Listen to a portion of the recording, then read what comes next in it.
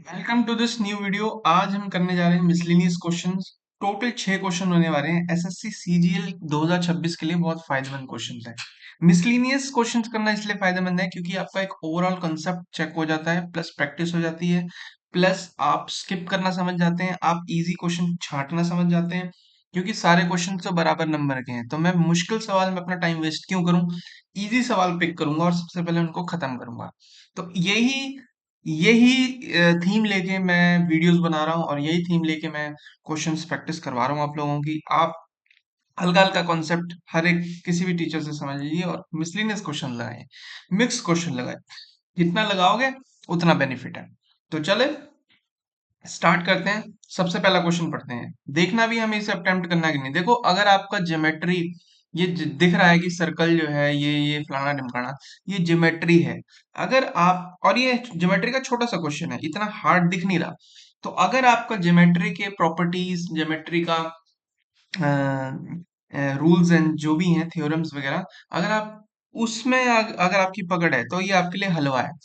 लेकिन अगर ज्योमेट्री आपके लिए थोड़ी सी टफ है या आपने नहीं पढ़ा है वो चैप्टर, तो आप इसको स्किप करके नेक्स्ट क्वेश्चन बढ़ो, क्योंकि अगला क्वेश्चन हमें दिख रहा है कि ये time and speed and distance का है। ठीक है, ठीक है। तो ज्योमेट्री वैसे बहुत इजी होता है जब आप थ्योरम या प्रॉपर्टीज आपको याद होती हैं। तो ये हलवा क्वेश्चन है। ठीक है, तो हम पढ़ लेते हैं इस क्वेश्चन को। A circle is inscribed in a triangle A B C. It touches the sides AB, BC and AC at the points R, P and Q respectively.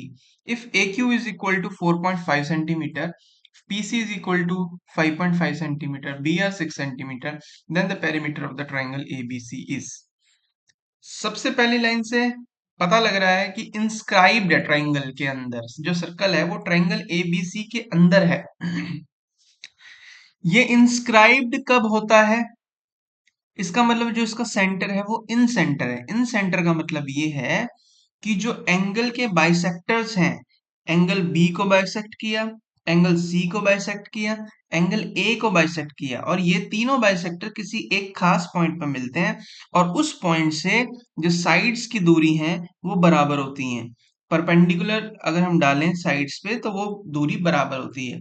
तो अगर ये परपेंडिकुलर बराबर है, इसका मतलब ये रेडियस मान लो, क्योंकि रेडियस मान लो। अब इसी को रेडियस मान के जब हम सर्कल खींचते हैं तो वो साइड्स को टच करता है। इसका मतलब ये एंगल बाइसेक्ट, इसका जो सेंटर है वो एंगल बाइसेक्टर्स का मीटिंग पॉइंट है, इन सेंटर है, इसको बोल सकते हैं हम इन सेंटर है। इंस्क्राइब्ड, इसका जो सेंटर है वो इन सेंटर है। इतनी बात तो क्लियर होगी, बट वो हमें चाहिए भी नहीं चाहिए वो हम बाद में देखते हैं। It touches the sides A B, A B को टच कर रहा है, बी सी को टच कर रहा है, ए सी को टच कर रहा है, ए सी को टच कर रहा है। At the points A B पे आर है, ए बी पे आर है, और बी सी पे पी है, बी सी पे पी है, और ए सी पे क्यू है, और ए सी पे क्यू है। फिर कह रहा है कि जो ए क्यू है वो 4.5 सेंटीमीटर है, यानी ये जो है,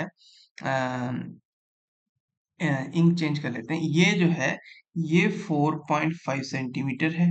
ठीक है, पीसी जो है, पीसी जो है ये 5.5 सेंटीमीटर है, और बी आर जो है, बी आर जो है वो 6 सेंटीमीटर है।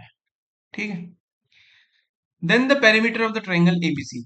अब देखो, एक सिंपल थ्योरम है कि ये टेंजेंट है, B R, B R tangent है और बी बी टेंजेंट है। इस सर्कल के बाहर किसी भी पॉइंट से जब हम दो टेंजेंट्स खींचते हैं जो सर्कल को टच करें, यानी कि एक ये और एक ये, यानी कि बी आर और एक बी पी, ये इक्वल होती हैं। ये एक थ्योरम है, मतलब एक प्रॉपर्टी है। जैसे कि ये सर्कल है, जैसे कि ये सर्कल है, ये एक पॉइंट है, यहाँ से एक टेंजेंट ड्रॉ करी आपने ये यहाँ तक, और यहाँ से ड्रॉ करी ये यहाँ तक। तो ये जो होगी ये इक्वल होगी, ये पॉइंट तक, ये पॉइंट तक, ये इक्वल होगी, ये टेंजेंट इक्वल होगी। ये एक थ्योरम है। तो अगर ये 6 सेंटीमीटर है तो ये भी 6 सेंटीमीटर होगा। ठीक है, अगर पीसी 5.5 सेंटीमीटर है तो क्यूसी भी 5.5 सेंटीमीटर होगा। ठीक है, अगर ए क्यू 4.5 सेंटीमीटर है तो ए आर भी 4.5 सेंटीमीटर होगा। पेरीमीटर का क्या मतलब है? साइड्स का जोड़, यानी this plus this plus this plus this plus this plus this. इन दोनों को जोड़ेंगे 9 हो गया, इन दोनों को जोड़ेंगे 11 हो गया, 20 हो गया, और ये 20 और 12 32 सेंटीमीटर हमारा पेरीमीटर है। और इसको टिक मार के हम आगे बढ़ेंगे। आई होप आपको क्लियर होगी। अगर आपको ये थ्योरम पता है तो आप इसको ऐसे ही कर लोगे। 4.5 लिखोगे, फटाफट 4.5 लिखोगे। 5.5 गिवन था, फिर फटाफट 5.5 लिखोगे। 6 गिवन था, फटाफट 6 लिखोगे। और अब इनको जब जोड़ोगे तो 4.4.5 9 हो गया, और यहाँ से 11, 9 और 11 20 हो गया, 20 और ये 12 32 हो गया। तो पेरीमीटर हमारा आ गया। आई होप कि आपको ये समझ आया होगा। बढ़ते हैं नेक्स्ट क्वेश्चन में अब।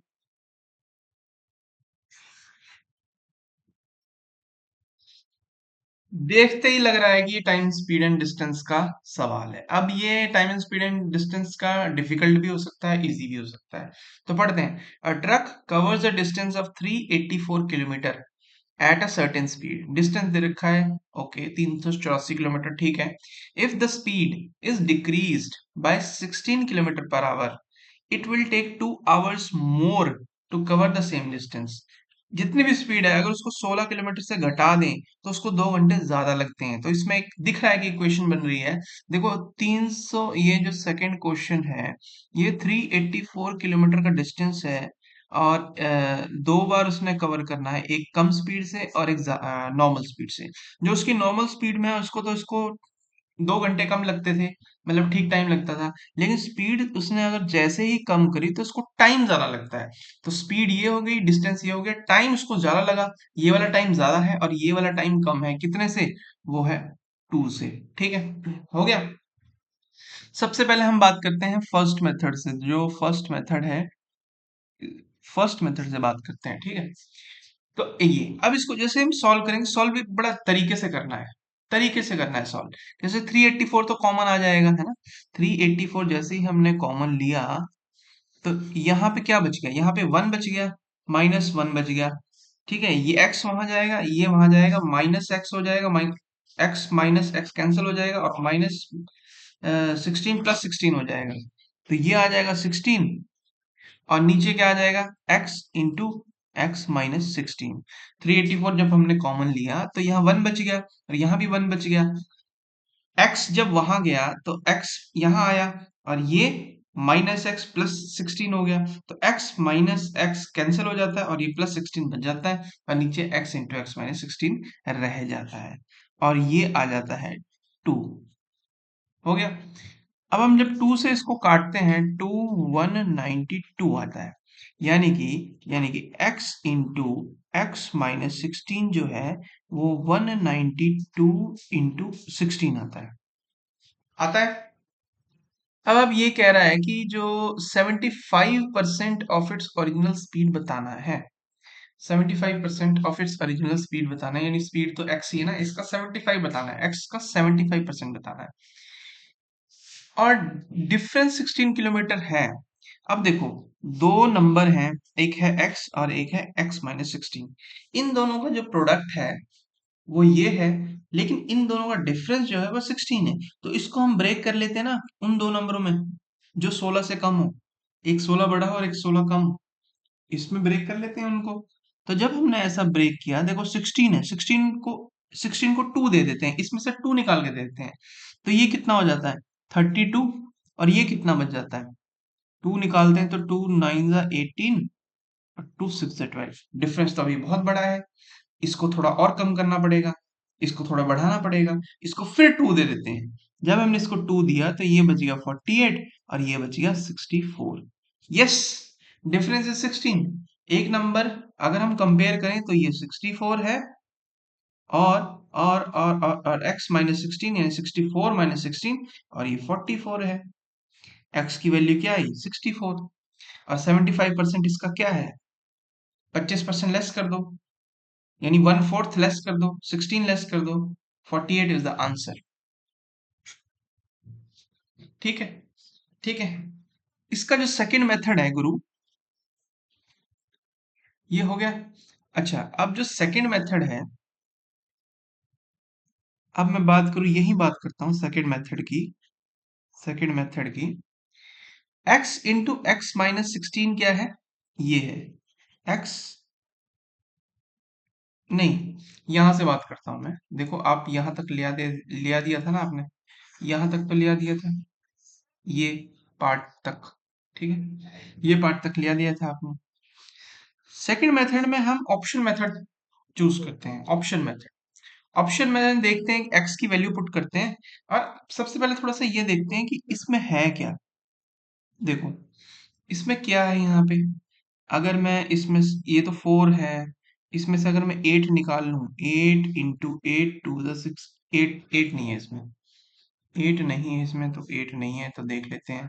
अगर मैं इसमें 4 निकाल लूं, 4, या इसमें देख, 9 2 11 1 12, 3 है इसमें, 8 2 16 3 बिल्कुल है इसमें, 8 8 इंटू 8 टू द 16, और 4 द 32 इंटू 16, यानी कि 8 इंटू 8 इंटू 3 इंटू 16। अब आप देख रहे हो इसमें सिर्फ टूज हैं, टूज हैं, टूज हैं, और सिर्फ एक 3 है, यानी 2 की पावर इसमें 3 3 6 और 4 10, 2 की पावर 10 है, और 3 की पावर 1 है। इसके अलावा इधर कुछ नहीं आना चाहिए। x इंटू एक्स माइनस 16 में जब हम ऑप्शन यूज उठाएंगे तो 2 और 3 के अलावा कुछ नहीं आना चाहिए, 2 और 3 के अलावा आएगा नहीं। तो जब हम ऑप्शन चेक करते हैं 45, अब ये 75% है।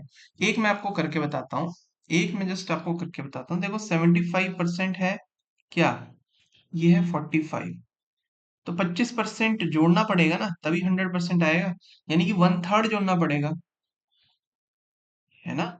1/3 1/3 1/3 जोड़ना पड़ेगा। तो जब हम जोड़ते हैं 1/3 तो 15, तो 100% क्या हुआ, 60, ठीक है। x क्या हुआ 60, 1x60। तो जब हमने 60 यहाँ किया, और 60 में पहले ही पता लग रहा है कि ये इसमें 5 है, तो 5 तो हमें चाहिए नहीं, तो ये तो कैंसिल हो गया। अब बात करते हैं सेकंड की, 54, 54 का 1/3 जोड़ेंगे, 54 का 1/3 यानी कि 18, यानी कि 72, 54 प्लस 18 5 6 72। जब हमने 72 रखा, और 72 माइनस 16 यानी कि 5 6 5 56, इधर 7 आ गया, 7 हमें चाहिए नहीं, 7 8 56, और 9 भी आ गया, 9, जबकि यहाँ पे 3 है, तो ये भी नहीं हुआ। फिर हम बात करते हैं 48 की, चलो 48 तो आंसर है हमें पता है, लेकिन 42 निकाल के देखते, 42 का 1/3 कितना होता है, 14, 14 जोड़ेंगे तो 56, 56 में हमें पता चल रहा है 7 है, तो नहीं होगा, हमें तो 2 और 3 के अलावा कुछ चाहिए ही नहीं यहाँ पे। जब हम 48 रखते हैं तो 48 इंटू, नहीं, जब हम 48 रखते हैं तो इसका 1/3 तो जोड़ना पड़ेगा, 48 का 1/3 यानी कि 16, 4 5 64, 64, 64 इंटू 48, इसमें 8 इंटू 6 है, 8 इंटू 8 है, यानी कि 2 और 3 है, 2 और 3 है, यही हमारा आंसर है। आई होप कि आपको समझ आया होगा। अब बढ़ते हैं नेक्स्ट क्वेश्चन पे। देखो इसी तरीके से सवाल आएंगे और इसी तरीके से करने हैं, बहुत इजी है ना, और प्रैक्टिस करोगे उतना बेटर होगा। चलो बढ़ते हैं नेक्स्ट क्वेश्चन पे। दिख रहा है कि एजिस का क्वेश्चन है, और एजिस के क्वेश्चन इजी इजी होते हैं, मोस्टली मैंने देखा है कि इजी होते हैं, तो इसको हम अटेम्प्टेबल सवाल बोलेंगे, और लोग बच्चे करते भी हैं क्योंकि रेशो का सवाल है और बहुत इजी होता है। तो पढ़ते हैं, the ratio of the ages of A and B 4 years ago was 4:5. 8 years from now, the ratio of the ages of A and B will be 11:13. What is the sum of their present ages? दो method हैं इसके करने के, third question के दो method हैं। सबसे पहले तो हम फर्स्ट मेथड की बात करता हूँ। मान लेते हैं कि यहाँ पे इसकी 4 साल पहले की जो एज है, वो जो रेशियो है 4 और 5 है ना, तो 4x और 5x है। 4 साल पहले की जो एज है इनकी, एक है 4x और एक है 5x, ठीक है, एज हो गई। 4 साल पहले, अगर हम प्रेजेंट की बात करेंगे तो +4 करना पड़ेगा, +4 करना पड़ेगा, लेकिन ये 8 साल, प्रेजेंट से 8 साल बाद की बात कर रहा है, प्रेजेंट से 8 साल बाद की बात कर रहा है, यानी +4 तो प्रेजेंट में आओ, फिर +8 वहां पे जाओ, 8 साल बाद जाओ, यानी कि यहाँ पे +12 जब हम करें तो 12 साल की बात हो जाएगी। यहाँ की बात हो जाएगी 8 years from now the ratio of the ages of A and B will be 11:13। तो जो इसकी जो रेशियो है वो है 11/13। फर्स्ट मेथड है ये। इसको सॉल्व बड़ा इजी करते हैं। देखो सेम साइन है तो ये लेस होगा और नेगेटिव कभी नहीं होगा, क्योंकि एक्स की जो वैल्यू है वो नेगेटिव नहीं होती, एज कभी भी नेगेटिव नहीं होती। तो सबसे पहले हमें ये पता है कि इसको जोड़ना है कि डिफरेंस कर लेना है। डिफरेंस लेना है क्योंकि सेम साइन है, ये उधर जाके इधर आके लेस होना है। ठीक है, सेम साइन है, उधर जाके लेस होगा। तो इसलिए हम फटाफट करेंगे 13 × 4 52 और 55 3x लिखेंगे 3x। और ये लिखेंगे हम 2 इंटू, देखो सेम है। देखो ये इसको अगर हम x माने, इसको भी x माने तो 13x हो जाएगा, 11x हो जाएगा, यानी 2x हो जाएगा। यानी 2x का मतलब था 12। ऐसे लेते हैं डिफरेंस। हमें पता है कि इसका डिफरेंस लेना है हमें। 13 × 12 11 × 12 का डिफरेंस लेना है। तो 2 × 12 होगा कि नहीं होगा? एक बार 13 बारी 12 है, एक बार 11 बारी 12 है। तो डिफरेंस 2 बारी 12 का आएगा कि नहीं? अगर इसको हम x माने तो 13x 11x 2x होगा कि नहीं? तो इस तरीके से हमने डिफरेंस लिया और 3 4 यानी कि 8 आई x की वैल्यू। जब 8x की वैल्यू आई तो यहाँ पे इसकी वैल्यू आती है 8 4 32 ईयर्स और इसकी आती है 8 5 42 40 ईयर्स। प्रेजेंट की बात करें तो +4 करना पड़ेगा, +4 करना पड़ेगा 44 ईयर्स और ये आ जाती है 36 ईयर्स। और जब हम इसका सम लेते हैं 36 और 44 का, 4 3 7 80 ईयर्स हमारा आंसर होता है। आंसर होता है, ठीक है। अगर मैं सेकंड मेथड की बात करूं, सेकंड मेथड की बात करूं जो कि बेस्ट मेथड है, ये भी इजी है। जब आप अगर इस तरीके से करते हो तो कोई दिक्कत नहीं। सेकंड मेथड जो कि बेस्ट मेथड है, 4 साल पहले का जो उनका रेशियो था वो था 4:5। 4:5 4 इयर्स पहले। और 8 साल बाद का जो उनका रेशियो है वो है 11:13। 11:13 यानी ये जो है, ये यहां से लेके यहां तक, यहां से लेके यहां तक जो है वो कितना है, वो कितना है 12 इयर्स। कितना है 12 इयर्स। अब एक बात बताओ, जो मेरे से 2 साल बड़ा है वो हमेशा 2 साल बड़ा रहेगा, जो मेरे से 3 साल छोटा है वो हमेशा 3 साल छोटा रहेगा।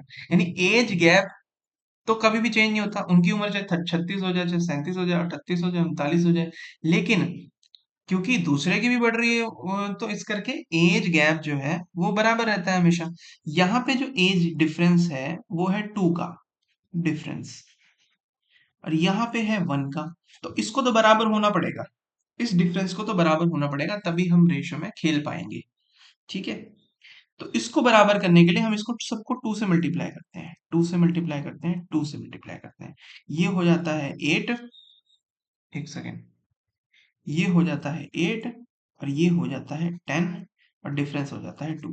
अब देखो डिफरेंस बराबर हो गया और 8 का 11 हो रहा है यानी +3 हो रहा है और 10 का 13 हो गया यानी कि +3 हो रहा है। और इस 3 का मतलब 12 इयर्स है, इस 3 का मतलब 12 इयर्स है, यानी कि कितना टाइम हो रहा है, 4 टाइम हो रहा है। अब हर इस रेशियो सिस्टम में हर एज किसी भी जगह जाने के लिए इंटू फोर करना पड़ेगा। तो इंटू फोर करते हैं, इंटू फोर करते हैं तो 8 4 32 ईयर्स और 10 4 40 ईयर्स। ये इनकी 4 साल पहले की एज थी। 4 साल बाद जाएंगे तो 36 ईयर्स हो जाएगी, मतलब प्रेजेंट में आएंगे तो 44 ईयर्स हो जाएगी और सम हो जाएगा 4 3 7 80 ईयर्स हमारा आंसर, जो कि बेस्ट मेथड था, सेकंड मेथड। 80 ईयर्स हमारा आंसर। चले बढ़ते हैं अब नेक्स्ट पार्ट पे, नेक्स्ट क्वेश्चन पे बढ़ते हैं। आई होप आपको मजा आ रहा होगा। बढ़ते हैं नेक्स्ट क्वेश्चन पे। दिख रहा है कि ये ज्योमेट्री का क्वेश्चन है, क्योंकि लेकिन एक इजी सवाल था। अब ये मुझे लगता है कि ये उतना इजी नहीं होगा, है ना, ये उतना इजी नहीं होगा, इसलिए मैं इसको स्किप करता हूँ। ठीक है, और अगला मेरे को दिख रहा है कि ये ट्रिग्नोमेट्री है। ट्रिग्नोमेट्री में मेरी थोड़ी खास पकड़ है नहीं, मान लो अगर आपको लगे तो आप इसको स्किप कर दीजिए। अगला क्वेश्चन थोड़ा सा सिंप्लीफिकेशन टाइप का, परसेंटेज टाइप का दिख रहा है, तो इसको पढ़ते हैं और फिर अटेम्प्ट करने की देखते हैं, कोशिश कर सकते हैं कि नहीं। Sixth question. If decreasing 120 by x%, 120 को x% से घटाया gives the same result as increasing 40 by x%, then x% of 210 is what percent less than x plus 20% of 180। तो 20 को x% से घटाते हैं, यानी कि 100 - x परसेंट ऑफ 120 ऐसा करते हैं तो रिजल्ट सेम आता है जब हम 40 को x% से बढ़ाएं, यानी कि 100 प्लस x%। जब बढ़ाएंगे तो प्लस x होगा, जब घटाएंगे तो माइनस x होगा। ऑफ ऑफ 40 जो है सेम रिजल्ट देता है। देखो, इसको परसेंटेज ऑफ कट जाएगा, ये कट जाएगा, ठीक है, 43 आ जाएगा। अब 100 plus x by 100 minus x जो है वो है 3/1। इसको जैसे हम सॉल्व करते हैं माइनस, इसको जैसे हम सॉल्व करते हैं, ये देखो यहाँ पे -3x है, इधर आके 4x हो जाएगा, ठीक है। यहाँ पे 300 है, यहाँ पे 100 है, उधर जाके -100 हो जाएगा, यानी कि 200 हो जाएगा। x की वैल्यू आ जाएगी 50, x की वैल्यू 50 आ जाएगी। Then x% of 210, x% of 210 यानी 50% यानी 105, 105 is what percent less than the x plus, यानी 70% ऑफ 180। 70% ऑफ 180 का क्या मतलब है, 7 इंटू 18। तो सबसे इजी तरीका है कि इसका रेशो ले लो ना, सबसे पहले तो 7 1 5 3 5 3 6, तो 5 कितना लेस है, 1/6 लेस है, यानी कि 16 2/3% लेस है। आई होप आपको समझ आया होगा। सबसे पहले तो हमने इक्वेट किया, काट दिया, x की वैल्यू आ गई 50, पुट किया, 50% ऑफ 210 दिख रहा है कि 105 होगा, और x प्लस 20% यानी कि 50 प्लस 20 70%, 10% 18 होता है, 17% इंटू 7 हो जाएगा, तो 7 इंटू 18। हमने इसको सॉल्व नहीं किया, हमने इसको रेशो में कन्वर्ट कर दिया। 7 से काटा तो 15 टाइम्स, यहाँ 18, 3 5 3 6, 5/6, 5 6 से कितना लेस है, 1/6, तो 16 2/3% हमारा आंसर हो गया।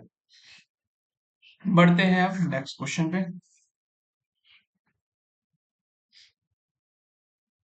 अब जो हमने क्वेश्चन छोड़े थे उसमें से एक था ट्रिग्नोमेट्री का, छोटा सा क्वेश्चन है, देखते हैं हम इसको क्या अटेम्प्ट कर पाएंगे। 4 - 2 sine square theta -5 cos theta is equal to 0, ठीक है। थीटा जो है, 0 डिग्री से बड़ा, 90 से छोटा, 0 और 90 के बीच में है theta, okay. Then the value of sine theta और टेन थीटा की वैल्यू पूछी है।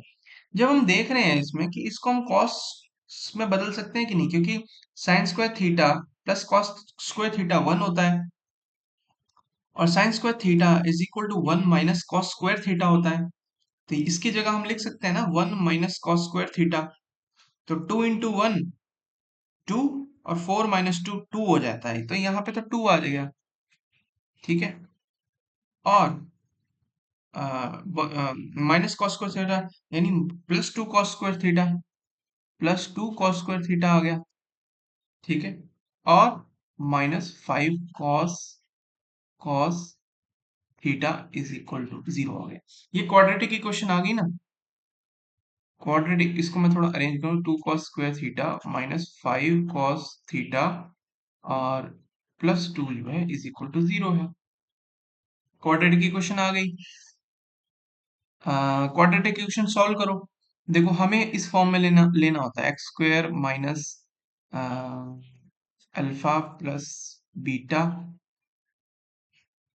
एक्स, और then then plus alpha beta is equal to 0।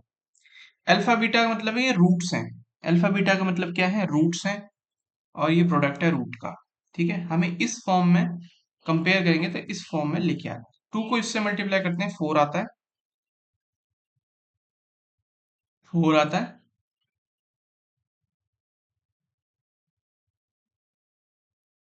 2 को इससे मल्टीप्लाई करते हैं 4 आता है, और 4 को इस तरीके से डिवाइड करना है कि +4 आता है ना, तो 4 को इस तरीके से डिवाइड करना है ऐड करके कि 5 आए, तो 4 और 1 ले लेते हैं हम, तो 4 और 1 ले लेते हैं हम, ठीक है, 4 और 1 ले लेते हैं, और 2 से डिवाइड करना है, इससे डिवाइड करना है, बाई टू।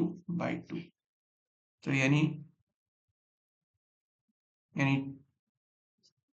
2 आ गया, यानी कि 2 और हाफ आ गया। यानी cos थीटा की वैल्यू या तो 2 होगी या तो हाफ होगी। लेकिन हमें ये पता है कि जो cos थीटा की जो वैल्यू है वो लेस देन और इक्वल टू 1 होती है, तो इसलिए 2 की वैल्यू तो नहीं होगी, यानी cos थीटा हाफ है। और cos थीटा अगर हाफ है तो थीटा क्या है, थीटा 60 डिग्री है। थीटा क्या है, 60 डिग्री। पूछा क्या है, साइन थीटा यानी sine 60 degree plus tan theta यानी कि टेन 60 डिग्री। ये होता है √3/2 और ये होता है √3। जब हम सॉल्व करेंगे तो जाएगा वहां पे 2 और ये 1, 3√3/2 आंसर, यानी कि ये वाला आंसर। आई होप आपको क्लियर हुआ होगा। अब बढ़ते हैं नेक्स्ट क्वेश्चन पे आगे। क्वाड्रेटिक इक्वेशन सॉल्व करना आपको आना चाहिए। देखो क्वाड्रेटिक इक्वेशन का एक डिफरेंट टॉपिक लेंगे एक दिन, तो क्वाड्रेटिक इक्वेशन सॉल्व करनी आपको आनी चाहिए। ट्रायंगल एबीसी, ट्रायंगल एबीसी है, ओके ट्रायंगल एबीसी है, हम ट्रायंगल एबीसी ले लेते हैं। एक ट्रायंगल है A B C, F and E are the points on the sides of A B and A C. F E, ये हम बात करते हैं एफ ई, ये है F E. Such that F E is parallel to B C, F E divides the triangle in two parts of equal area. इसको दो parts में इक्वल एरिया, यानी ये वाला एरिया और ये वाला एरिया बराबर है। इस ट्रेपेजियम का एरिया और इस ट्रायंगल का एरिया बराबर है, यानी इस पूरे ट्रायंगल का एरिया इसका डबल है, हम ये भी बोल सकते हैं। Into if AD is perpendicular to BC, अगर AD जो है वो परपेंडिकुलर है BC पे, यानी AD एक परपेंडिकुलर है BC पे, and AD intersects FE, AD intersects FE at G, इसको इंटरसेक्ट करता है यहाँ पे G पे, देन AD तो AD देन GD और AG का रेशियो बताओ। यानी GD अगर x मान लें हम और AG को y मान लें तो x:y का रेशियो क्या है, ये पूछा गया है। ये क्वेश्चन है, ठीक है। अब ये क्वेश्चन है। अब आप एक बात बताओ, जब हम ट्रायंगल ABC की बात करें और ट्रायंगल AFE की बात अगर हम करें, तो क्या ये सिमिलर है, क्या हम कर सकते हैं ऐसा। देखो ये एंगल सेम है, अब क्योंकि ये पैरेलल है, एफ ई जो है बीसी की पैरेलल है, तो कॉरस्पॉन्डिंग एंगल सेम हो गया, ये एंगल भी सेम हो गया। तो हम ये बात तो कह ही सकते हैं कि ये ट्रायंगल एबीसी और ये ट्रायंगल एएफई सिमिलर है, कह सकते हैं। सिमिलर में कॉरस्पॉन्डिंग रेशियो बराबर होती हैं। और एक और चीज होती है, जो एरिया ऑफ जो ट्रायंगल एबीसी है वो साइड्स का स्क्वायर होता है। एरिया ऑफ जो ट्रायंगल ए एफ ई है, ए एफ ई है, ए एफ ई है, वो साइड्स का स्क्वायर होता है, साइड्स का स्क्वायर होता है और हाइट का भी स्क्वायर होता है, ठीक है। और हमें ये पता है कि जो ट्रायंगल एबीसी का एरिया है वो ट्रायंगल ए एफ ई का डबल है, क्योंकि ये बराबर है तो ये बड़ा एंगल है, तो ये 1 भी होगा, ये 1 भी होगा, तो 2 होगा। तो हमें इतना पता है कि ये 2/1 होगा। और ये साइड्स का रेशो होता है, यानी ए बी यानी A F by A B का होल स्क्वायर होगा। और हाइट का भी स्क्वायर होता है, यानी एडी, ए बी में हाइट क्या है, एडी का स्क्वायर, और जो ए एफ ई है उसमें हाइट क्या है, एजी का स्क्वायर, एजी का स्क्वायर होगा। एडी क्या है, वो है एक्स प्लस वाई का होल स्क्वायर, और एजी क्या है, वो है वाई का स्क्वायर। जब हम इसका अंडर रूट लेंगे तो ये x plus y by y is equal to √2/1 होगा कि नहीं। जब हम x को y से डिवाइड करेंगे x बाई वाई होगा, और जब y को y से डिवाइड करेंगे तो +1 होगा, और ये √2/1 होगा। जब हम 1 को वहां ले गए तो x बाई वाई जो होगा वो √2 बाय 1।